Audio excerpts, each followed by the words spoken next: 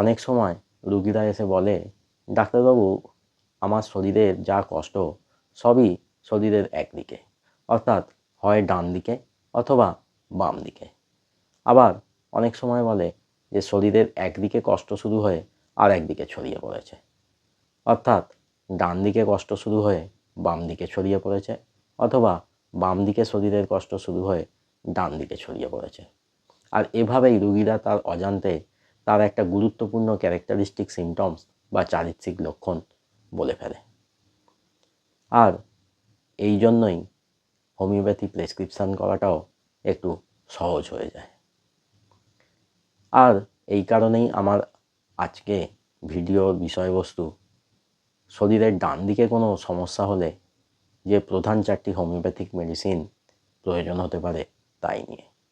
এই 4টি homeopathic medicine সম্পর্কেই আমার চ্যানেলে আগে বিস্তারিত ভিডিও দেওয়া আছে, তাই আপনাদের প্রয়োজন হলে আজকের ভিডিও দেখার পর আরও বিস্তারে জানার জন্য সেই ভিডিওগুলো দেখে নিতে পারেন। যাই হোক, আলোচনা শুরু করা যাক।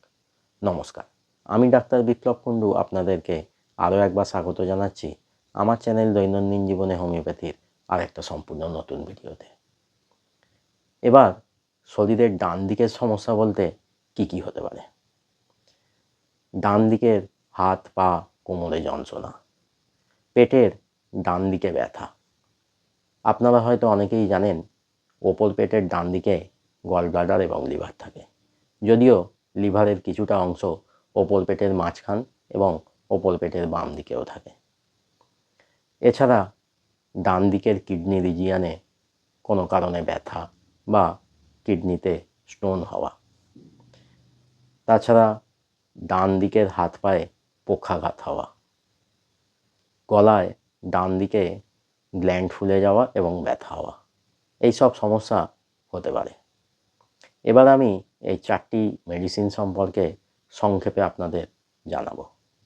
প্রথম মেডিসিন লাইকোপোডিয়াম। ডান দিকের পেটের যন্ত্রণা, বিশেষ করে উপর পেটে, যা প্রধানত লিভারের কোনো সমস্যার কারণে বা গল ব্লাডার স্টোনের কারণে হতে পারে। ডান দিকের পিঠে যন্ত্রণা, যা কিডনি স্টোনের কারণে হতে পারে। এছাড়া ডান দিকের হাত পায়ের বিভিন্ন জয়েন্টে যন্ত্রণা বা অন্যান্য যে কোনো সমস্যা শরীরের ডান দিকে হলে এবং সেই কষ্টগুলো যদি ডান দিক থেকে বাম দিকে শিফট করে, কষ্টগুলো যদি বিকেল 4টে থেকে রাত্রি 8টা বা আরও রাতের মধ্যে বৃদ্ধি পায় সব থেকে বেশি, কষ্টগুলো যদি গরম সেঁক দিলে একটু কম থাকে, তার সঙ্গে যদি রুগীর শরীরে গরম বোধ খুব বেশি হয়, রুগী যদি গরম খাবার খেতে পছন্দ করে এবং মিষ্টি খেতে বেশি পছন্দ করে, যদি রুগীর খিদে খুব ভালো থাকে কিন্তু একটু খাবার পরেই পেট যদি ভর্তি হয়ে যায়, রুগীর যদি গ্যাসের সমস্যা হয় খুব বেশি, অর্থাৎ গলা জ্বালা, বুক জ্বালা, পেট ভার হয়ে থাকা, গলার কাছে কিছু আটকে থাকার মতো অনুভূতি হওয়া, মানসিকভাবে রুগী যদি ভীরু প্রকৃতির হয় এবং একটু টাকা পয়সা বুঝে শুনে খরচ করার অভ্যাস থাকে, তাহলে লাইকোপোডিয়াম তার জন্য মেডিসিন হতে পারে। এক্ষেত্রে লাইকোপোডিয়াম 200 2 বা 4টে ডোজ দিয়ে শুরু করা যেতে পারে। যেহেতু একসঙ্গে অনেকগুলো সমস্যার কথা বললাম, তাই পোটেন্সি এবং রিপিটেশন সম্পর্কে এর থেকে বেশি কিছু বলা সম্ভব নয়। দ্বিতীয় মেডিসিন কস্টিকাম। শরীরের ডান দিকের যে কোনো অঙ্গে যে কোনো সমস্যা হলে, যেমন ব্যথা যন্ত্রণা হওয়া, পক্ষাঘাতে আক্রান্ত হওয়া, ডান চোখে কোনো সমস্যা হলে, ডান কানের ভিতরে ইনফেকশান হলে, কস্টিকাম প্রধান মেডিসিন হিসাবে প্রেসক্রিপশান হয়ে থাকে।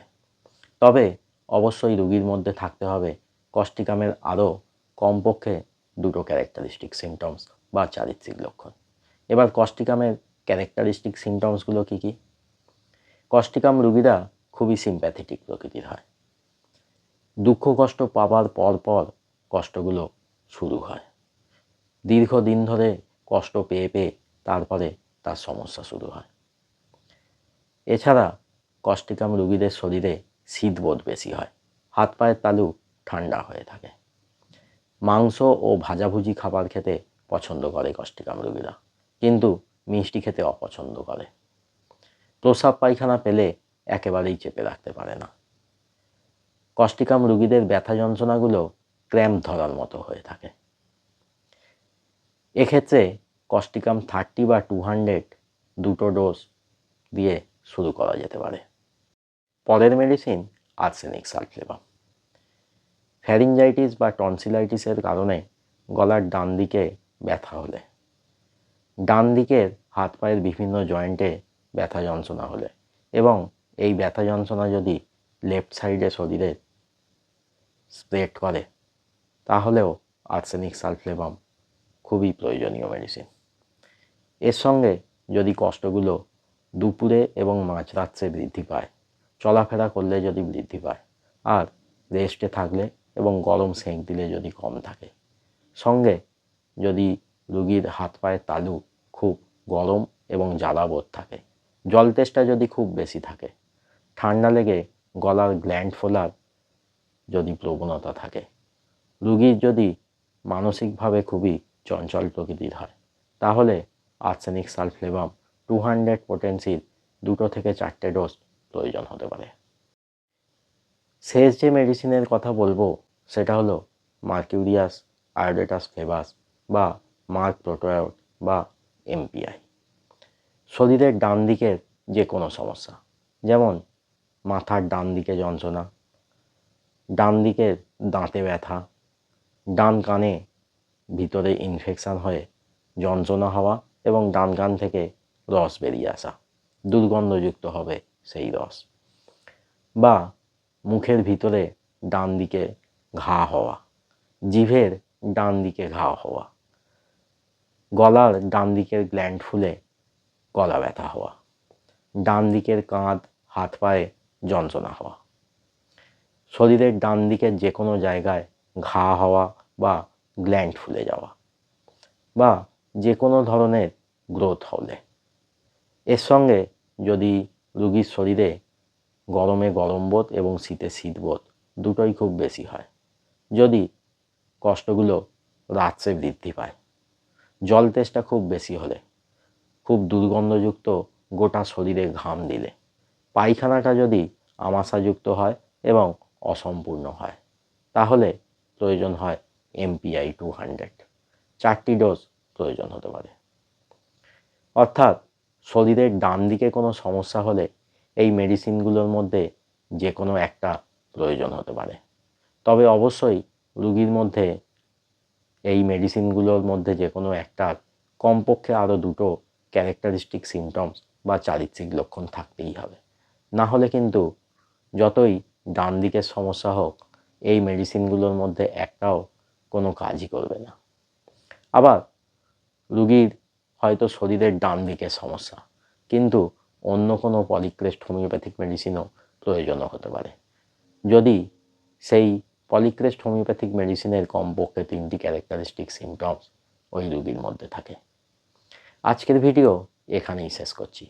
যদি ভিডিওটা ভালো লাগে তাহলে অবশ্যই একটা লাইক করে দেবেন, পরিচিতদের সাথে ভিডিওটা শেয়ার করবেন, আর এই ভিডিও সম্পর্কে যদি কোনো প্রশ্ন থাকে তাহলে কমেন্টে জানাবেন, আমি অবশ্যই উত্তর দেবো। যারা চ্যানেলে নতুন বা এখনও চ্যানেলটা সাবস্ক্রাইব করেননি, তারা তাড়াতাড়ি চ্যানেলটা সাবস্ক্রাইব করে নিন, আর সাবস্ক্রাইব করার সময় পাশের বেল আইকনটা প্রেস করুন, তাহলেই নতুন ভিডিও এলে আপনারা নোটিফিকেশন পেয়ে যাবেন। সঙ্গে থাকবেন, ভালো থাকবেন, হোমিওপ্যাথির মাধ্যমে সুস্থ থাকবেন। আবার দেখা হবে আর একটা নতুন ভিডিও নিয়ে।